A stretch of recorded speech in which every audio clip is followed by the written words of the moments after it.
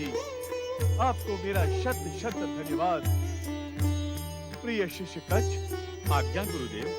प्रिय कच्छ, इस चराचर जगत में मेरे अतिरिक्त तुम दूसरे व्यक्ति हो जिसे शिव शंकर की कृपा से मृत संजीवनी विद्या की सिद्धि हो। आप धन्य हैं गुरुदेव।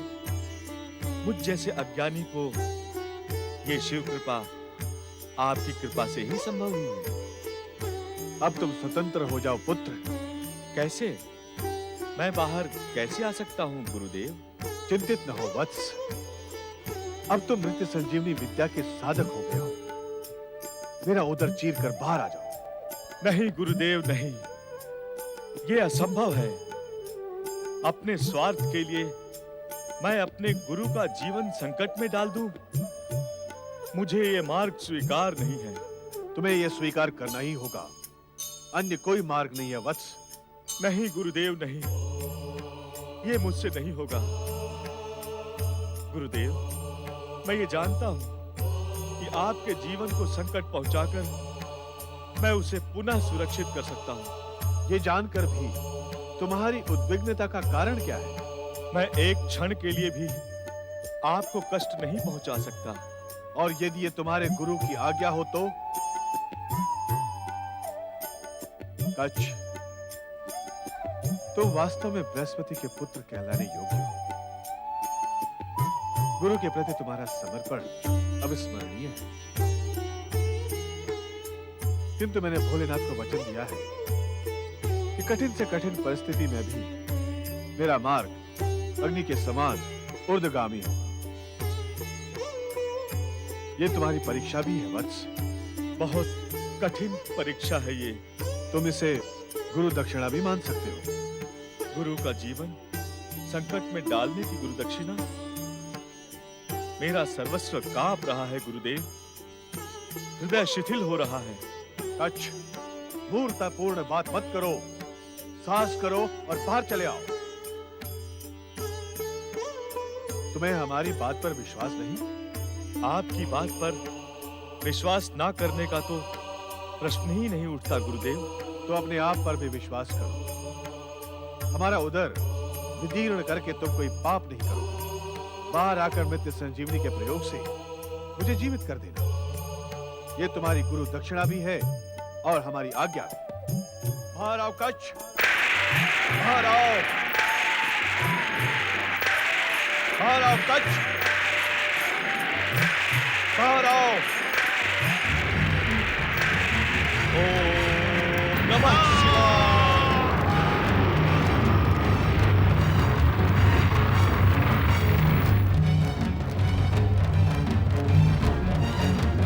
गुरुदेव, गुरुदेव, गुरुदेव, उस स्वार्थी के लिए आपने अपना जीवन बलिदान कर दिया। आपकी मृत्यु के लिए मैं निमित्त बना। मैं दोषी हूँ, मैं दोषी हूँ। आने वाली पीढ़ी भविष्य में मुझे कभी क्षमा नहीं करेगी। मेरा नाम कृतज्ञता की उपमा बन जाएगा। ये मैंने क्या किया गुरुदेव? ये मैंने क्या किया? तुम्हें हमारी बात पर विश्वास नहीं? आपकी बात पर विश्वास ना करने का तो प्रश्न ही नहीं उठता गुरुदेव। तो अपने आप पर भी विश्वास करो। हमारा उदर विदीर्ण करके तुम कोई पाप नहीं करो। बाहर आकर मृत्यु संजीवनी के प्रयोग से मुझे जीवित कर देना। ये तुम्हारी गुरु दक्षिणा भी है और हमारी आज्ञा, और हमारी आज्ञा, और हमारी आज्ञा, और हमारी आज्ञा, और हमारी आज्ञा, और हमारी आज्ञा।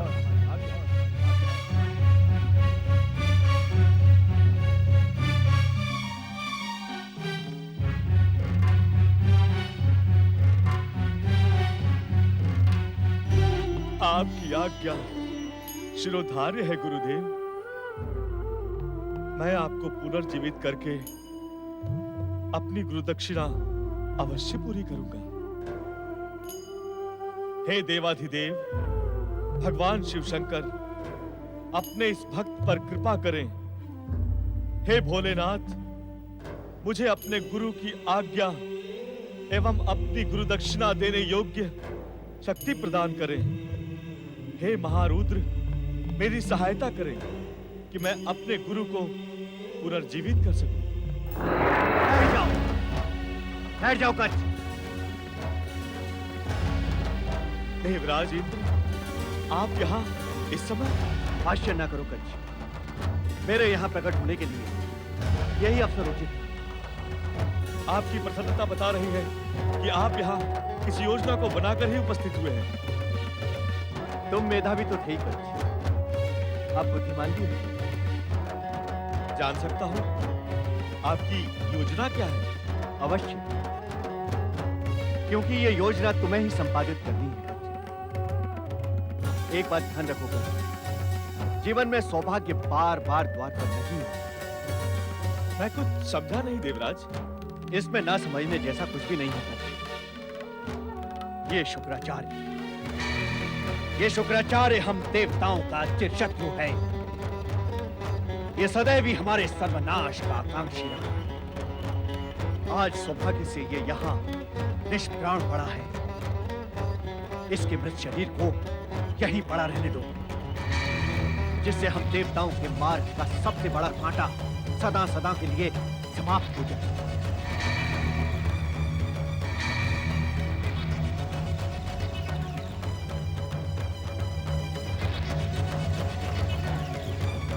ऐसे क्या देख रहे हो? देख रहा हूं देवराज, इंद्र जैसे राजनीति के सर्वोच्च शिखर पर बैठे व्यक्ति का स्वार्थ कितनी गहरी खाई में जीवित रहता है। देवराज, आप स्वार्थी हैं, ये मैंने सुना था, किंतु देख आज पहली बार रहा हूं। आपके भीतर तनिक भी लज्जा नहीं है। अरे ये व्यक्ति, ये दैत्य गुरु शुक्राचार्य आपकी पुत्री का पति था। मैं इस संबंध को स्वीकार नहीं करता।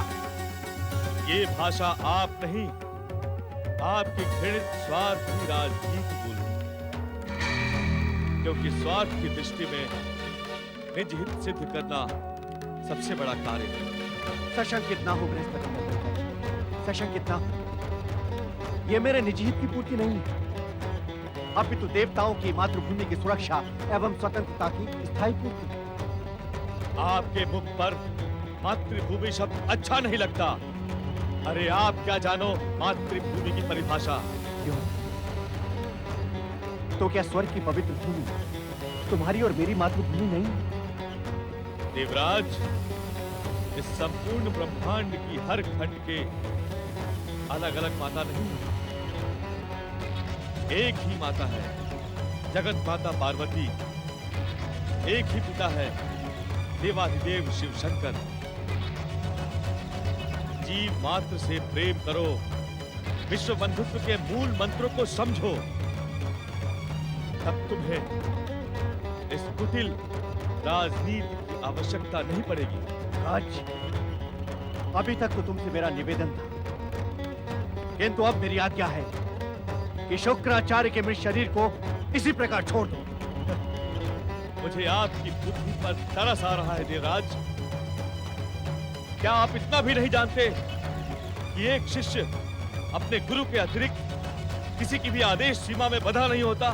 हाँ, तो तुम हमारी आज्ञा का उल्लंघन करने के इच्छुक हो। कुछ विलंब से सही आप समझ तो गए।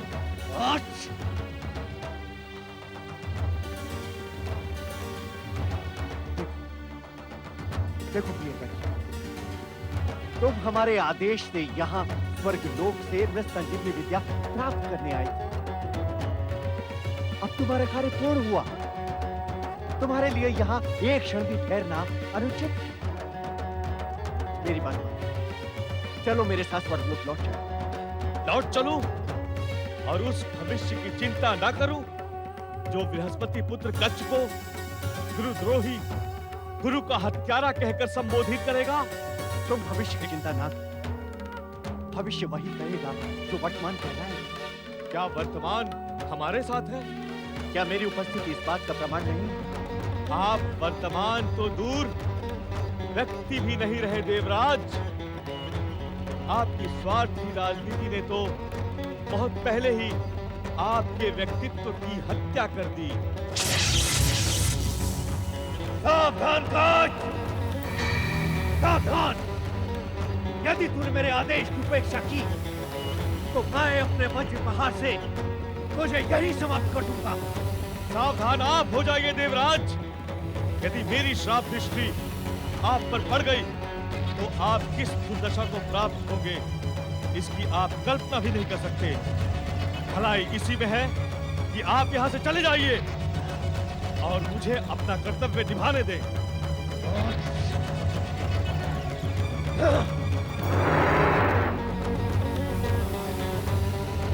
गुरुदेव, गुरुदेव, गुरुदेव, मैं आपको अवश्य जीवित करूंगा गुरुदेव। ओम नमः शिवाय। मृत्यु संजीवनी विद्या सिद्ध हो। ओम नमः शिवाय। मृत्यु संजीवनी विद्या सिद्ध हो। ओम नमः शिवाय। मृत्यु संजीवनी विद्या सिद्ध हो। ओम नमः शिवाय। मृत्यु संजीवनी विद्या सिद्ध हो।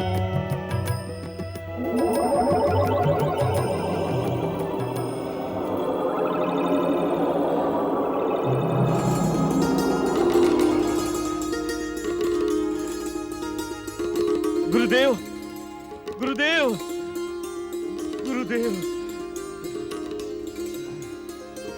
गुरुदेव, ओम नमः शिवाय। गुरुदेव, जो उद्देश्य लेकर मैं स्वर्गलोक से आया था वो आपके आशीर्वाद से सिद्ध हुआ। मुझे मृत संजीवनी विद्या सिद्ध हो गई है। अब मैं किसी भी मृत व्यक्ति को जीवित कर सकता हूँ। प्रिय शिष्य कच्छ,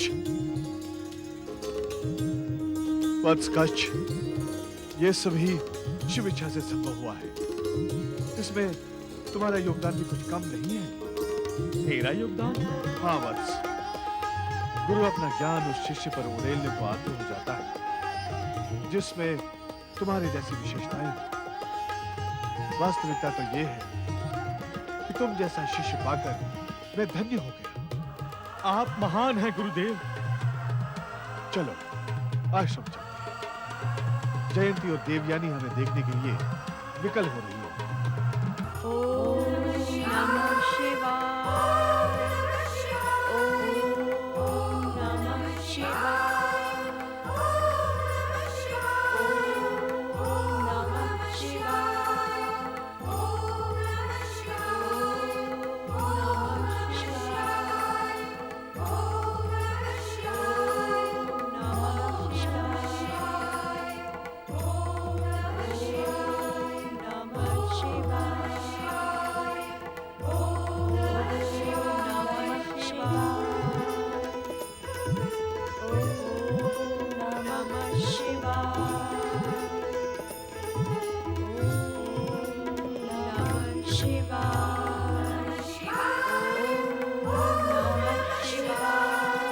पुत्री देवयानी, कच्छ कब तक तुम्हारी प्रतीक्षा में खड़ा रहेगा? अपनी साधना को विराम दो पुत्री। पुत्री, तुम्हारी तपस्या भगवान भोलेनाथ की कृपा से सफल हुई है। कच्छ, कच्छ,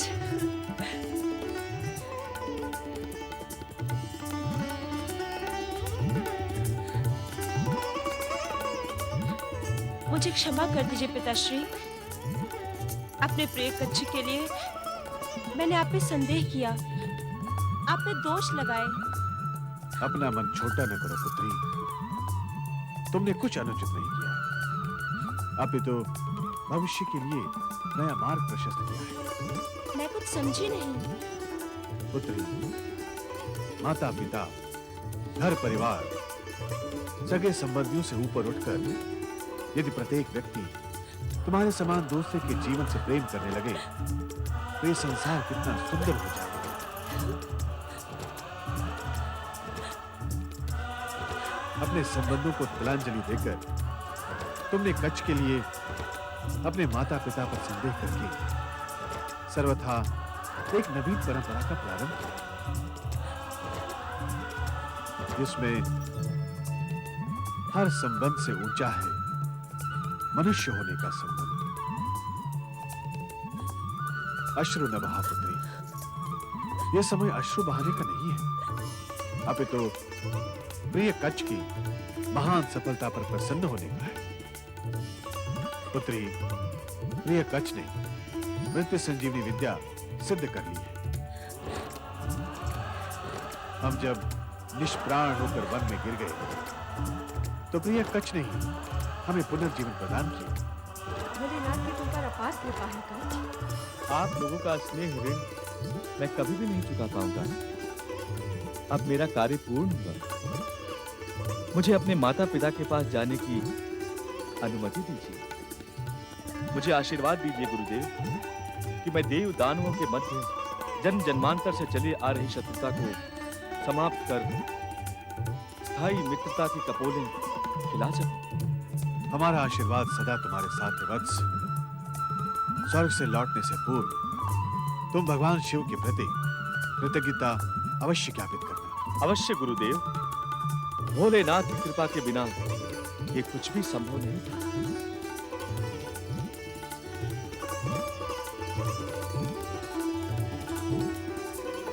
देवयानी, तुम्हारा स्नेह, तुम्हारा उपकार मैं कदापि नहीं भूला पाऊंगा। तुम्हारे योगदान के बिना मुझे कभी भी ये महान सिद्धि प्राप्त नहीं हो सकती थी। मुझे अपने चरणों की दासी, अपनी धर्म पत्नी बनाकर यहाँ से ले चलो कच्छ। मैं कब से इस क्षण की प्रतीक्षा कर रही थी। देवयानी, ये तुम क्या कह रही हो? मानव कल्याण के लिए संबंधों की तिलांजलि देना निसंदेह महान कार्य है, किंतु निजी स्वार्थ के लिए संबंधों का रूप बिगाड़ना पाप है। किस संबंध की दुहाई दे रहे हो तुम? एक शिष्य के साथ गुरु पुत्री का संबंध बहन का हो सकता है, पत्नी का नहीं।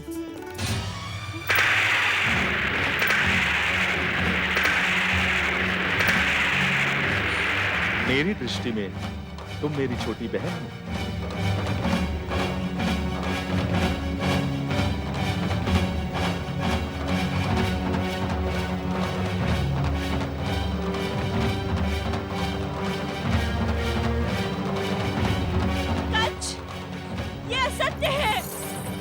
नहीं देवयानी, ये सत्य है। यदि मैंने इस संबंध को स्वीकार कर लिया तो आश्रमों की व्यवस्था बिगड़ जाएगी। किसी भी युवा पुत्री का पिता आचार्य अपने आश्रम में विद्यार्थी को प्रवेश देने से पूर्व इस घटना का स्मरण करके व्यग्र हो जाएगा। पुत्री, कच्छ ठीक कह रहा है। वो तुम्हारे लिए भाई के समान है। नहीं, कदापि नहीं। मैं ये संबंध कभी स्वीकार नहीं करूंगी। ये मेरी कोमल भावनाओं पे इसका क्रूर आघात है। मेरे साथ विवाह का अनुचित विचार त्याग दो देवयानी। गुरु और शिष्य का संबंध मात्र पिता और पुत्र का होता है।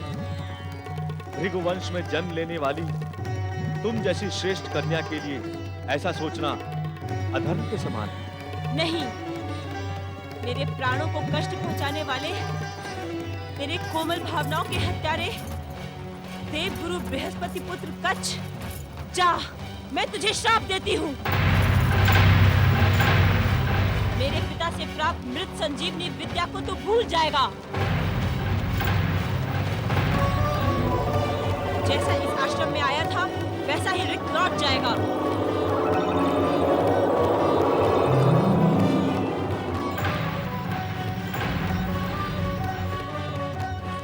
आपकी कृपा की स्मृति मेरे जीवन की धरोहर बनकर रहेगी। प्रणाम गुरुदेव। ओम नमः शिवाय।